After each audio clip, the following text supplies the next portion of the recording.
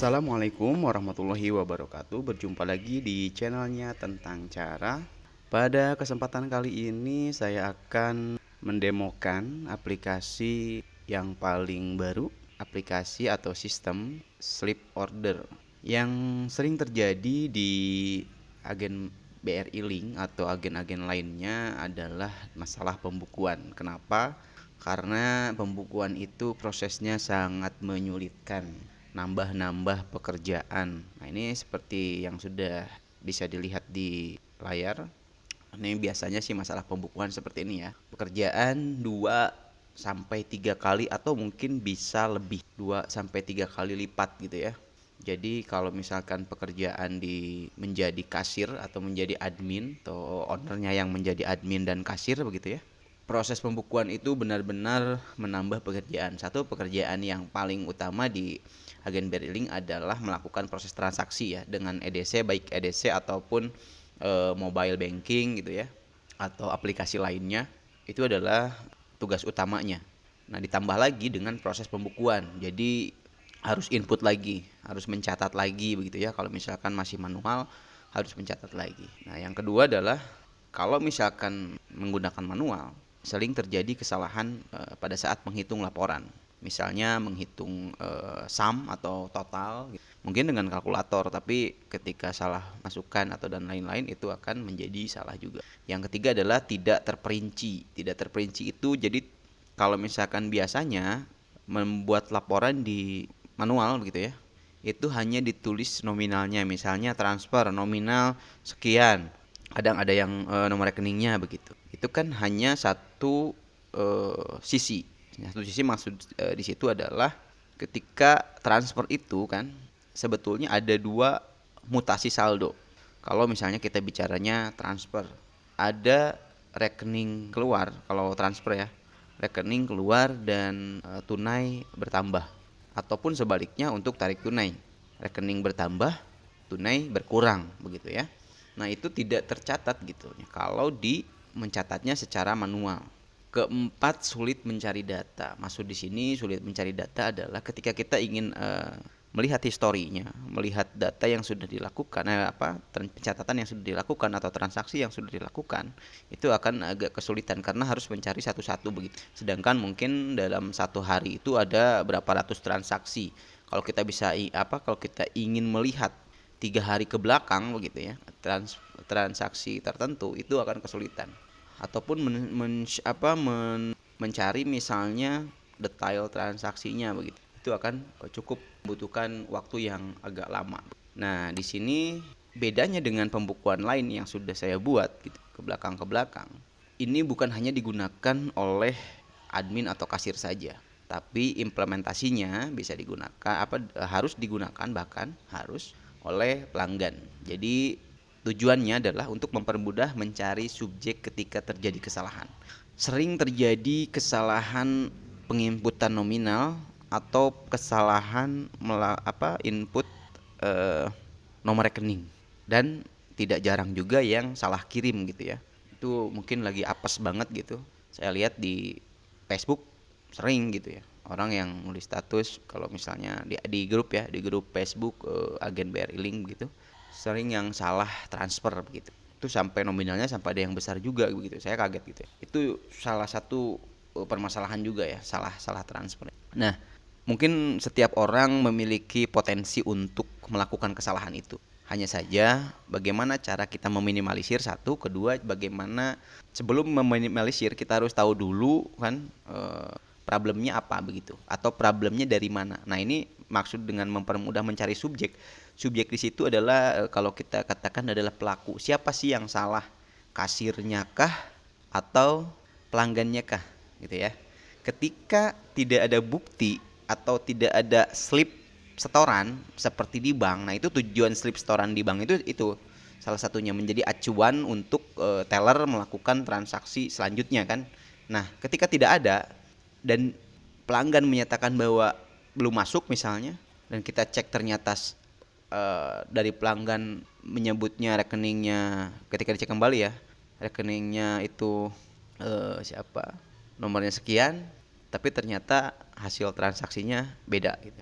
Itu biasanya karena ada kelalaian ketika tidak menanyakan nama pemilik rekening tujuan itu. Kalau misalkan bertanya itu pasti ada perbedaan dan akan ketahuan. Tapi mungkin karena ya setiap, saya bilang tadi ya, balik lagi, setiap orang memiliki potensi untuk kesalahan dengan berbagai faktor atau alasan gitu ya. Nah, dengan aplikasi ini kita bisa melihat siapa sih yang salahnya gitu. Karena apa? Karena dari aplikasi ini akan keluar printout seperti order transaksi atau slip penarikan atau slip setoran. Slip penarikan itu untuk tarik tunai ya. Slip setoran itu misalkan ada transfer dan lain-lain. Nah, kalau kita masukin ke aplikasi seperti itu. Jadi mungkin pernah lihat ya seperti ini ya. Nah, ini bukti setoran seperti ini. Sebelum menuju teller, kita diharuskan untuk mengisi ini, untuk mengisi nomor rekening dan lain-lain datanya. Dan setelah kita menunggu antrian, kita menuju teller dan menyerahkan uang dengan slip setoran ini kan. Nah, ini salah satu tujuannya. Cuman bedanya kalau di sini kan berbentuknya hard copy atau berbentuknya kertas begitu ya. Namun di aplikasi ini sudah dibuat dengan perangkat lunak yang nantinya, nah ini ya, nantinya alurnya seperti ini.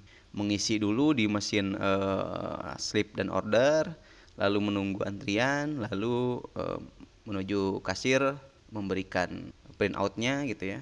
Lalu kasir tinggal mengecek dan melakukan transaksi gitu, sesuai dengan yang ada di printout. Jadi acuannya printoutnya gitu. Acuannya adalah printout, nanti tinggal menanyakan nama dari pemilik rekeningnya gitu ya, atau pemilik rekening tujuan. Mungkin kurang afdol ya. Nah, ini kalau kita nggak lihat langsung aplikasinya seperti apa. Ini adalah aplikasi atau software untuk menerima ordernya. Ini mesin ordernya atau mesin mesin slipnya di sini. Di sini sudah ada macam-macam transaksi ya. Jadi kalau kita misalnya ingin transfer sesama bank begitu, tarik tunai, ini ada transfer antar bank di sini. Nah, sesama bank itu misalnya dari BRI ke BRI gitu ya. Kalau BRI link itu BRI ke BRI, tarik tunai. Nah, itu tinggal diklik saja, atau ini pun bisa diaplikasikan di komputer yang layar sentuh. Jadi bila teman-teman memiliki monitor atau memiliki PC ya, memiliki komputer yang layar sentuh, biasanya yang all in one itu, atau mungkin laptop yang layar sentuh tapi laptop agak kurang bagus ya kalau misalkan untuk disimpan untuk pelanggan begitu. Yang bagus itu seperti dibuat seperti ini ya, seperti mesin antrian begitu, tapi udah layar sentuh. Ini kebetulan ada satu klien juga yang sudah mencobanya dengan bekas mesin antrian itu bagus sekali karena bisa enak gitu ya, tinggal nyentuh. Tapi misalnya tidak ada komputer seperti itu, bisa menggunakan komputer biasa atau laptop, itu tinggal pakai mouse saja. Jadi tinggal diklik saja, misalnya tarik tunai, diklik gitu ya, terus nanti tinggal pilih banknya bank apa ya, misalnya banknya BRI gitu ya. Jadi pelanggan ini pelanggan yang isi ini, terus masuk enter. Di sini ada petunjuknya ya, masukkan nama bank lalu enter, masukkan jumlah transaksi lalu enter, jumlah transaksinya misalnya 200, lalu enter. Nah, periksa kembali transaksi. Jika sudah benar, pilih cetak dan berikan ke kasir. Cetak. Nah, di sini akan ada pilihan pelanggannya itu membayar adminnya di dalam atau admin di luar. Ini penjelasan admin dalam, admin di luar di bawah ya. Seperti itu, misalnya adminnya di luar. Oke, data berhasil ditambah. Yang terjadi adalah printer akan mengeluarkan kertas ya, hasil dari aplikasi itu atau hasil dari orderan itu. Nah, setelah print out keluar, lalu pelanggan tersebut menuju kasir dan menunjukkan print outnya, lalu kasir menerima uang sesuai dengan yang ada di orderan itu, di print out itu. Nah, lalu tugas kasir adalah seperti ini. Jadi ketika tadi orderan masuk itu akan otomatis masuk ke website panel admin atau panel kasir gitu ya. Nah, kita akan lihat yang barusan transaksi, kita dilihatnya di data transaksi. Jadi langsung masuk ke sini. Nah, ini nomor 5 nih. Nah, ini ada tarik tunai ya. Jadi setiap satu kali transaksi itu akan ada 4 mutasi. Mutasi satu adalah yang apa? Eh nah ini nih. Nominalnya, nominal in, ini nominal out, ini potongan banknya. Ini berarti out ya. Potongan bank atau admin banknya dan in admin pelanggan. Jadi akan ada 4, selalu akan ada 4 begitu. Setiap transaksi, satu kali transaksi itu ada 4 mutasi. Satu nominal ini kan setiap, misalnya tadi tarik tunai, berarti kan tunai bertambah. Nah, tugas tunai berkurang ya. Jadi tugas kasir hanya begini. Ini diklik ini editnya. Nah, di sini kan belum ada nih pilihan akunnya. Nah, ini kita lihat di sini pemasukan, oke. Pemasukan berarti masuknya ke BRI karena tadi dari BRI ya. Masuknya ke BRI begitu, simpan. Nah, terus selanjutnya di sini berarti ini pengeluaran. 250.000 berarti tunai. Ya kan? Kan penarikan itu berarti ada uang tunai yang keluar begitu ya. Ketika pelanggan melakukan penarikan itu berarti uang dari laci itu akan berkurang. Berarti pengeluaran, simpan. Lalu ini ada admin bank 1.500 berarti ada biaya ya. Admin bank 1.500 berarti masuk ke BRI. Keluar dari BRI maksudnya, keluar dari BRI 1.500. Lalu ini pemasukan 5.000 karena tadi adminnya admin apa?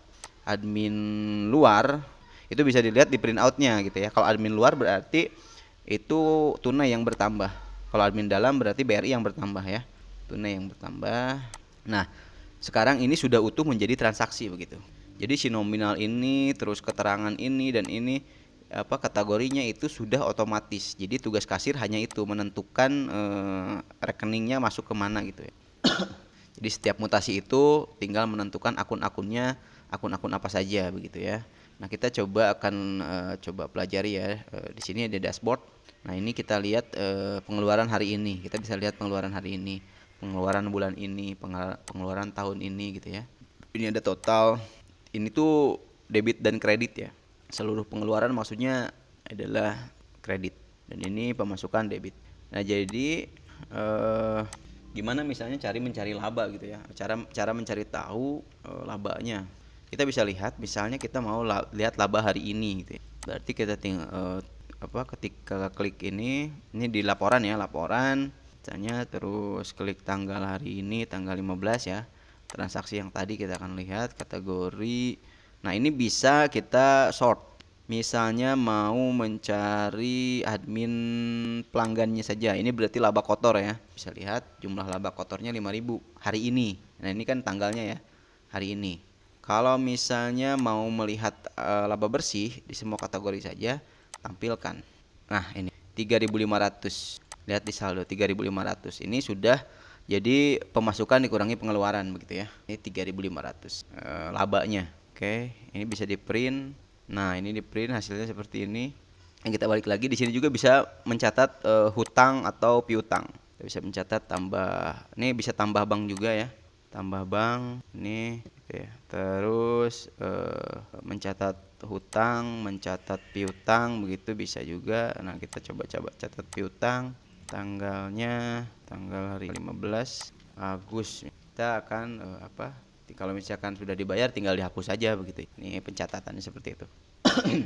Lalu yang jadi pertanyaan adalah ini kan di data transaksi tadi kita kembali lagi. Mungkin teman-teman bertanya ini yang 5.000 ini dari mana, yang 1.500 ini dari mana. Kalau ini udah ketahuan ya 250.000 itu dari nominal kan.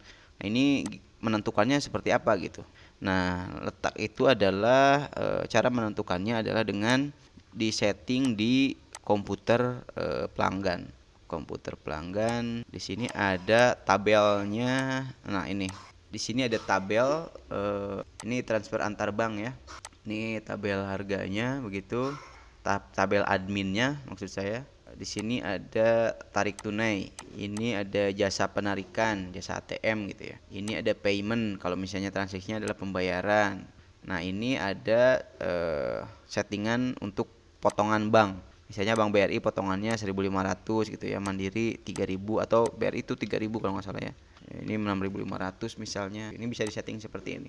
Jadi settingannya terletak di klien. Jadi kita bisa menentukan sendiri berapa admin pelanggannya, berapa admin banknya.